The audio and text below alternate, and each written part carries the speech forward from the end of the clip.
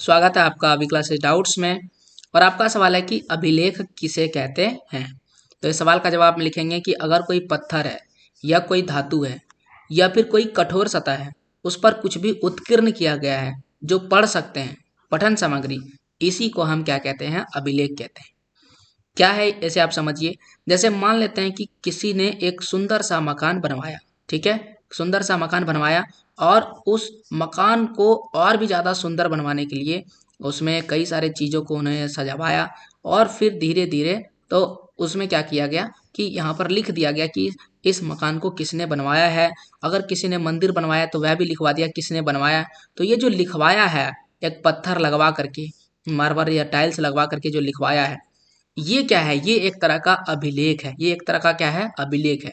ये ना केवल अभी बल्कि इतिहास में भी ऐसा होता था कि अगर कोई राजा क्या करवा रहे हैं कि कोई राजा अगर कोई मंदिर बनवा रहे हैं या कोई और अन्य स्थल बनवा रहे हैं तो वहां पर क्या करवाते थे, वह इस चीज का जिक्र करवा देते कि यह मंदिर किसने बनवाया है, कब बनवाया है, किसका सहयोग है।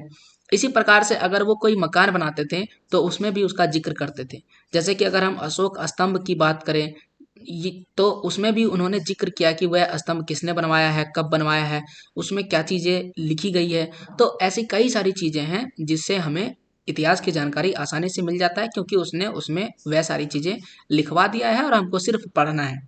तो ये सारी चीज़ों को हम क्या कहते हैं, अभिलेख। अभिलेख में क्या क्या आते हैं, या तो दीवारों में लिखी गई चीज़ें या तो पैसों में, मुद्रा में। आज भी आप देखते हैं कि पैसा में लिखा रहता है बहुत सारी चीज़ें।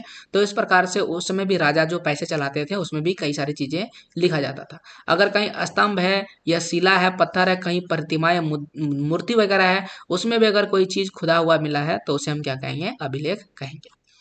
तो ये था आपके सवाल का जवाब कि अभिलेख किसे कहते हैं। ऐसे और भी सवाल अगर आप चाहते हैं तो आपको कुछ नहीं करना है, चैनल को करना है सब्सक्राइब, बेल आइकन दबाना है और जो अभी आप वीडियो देख रहे हैं उसको लाइक करना है। पूरा वीडियो अगर आप देख लिए तो आपको बहुत बहुत धन्यवाद।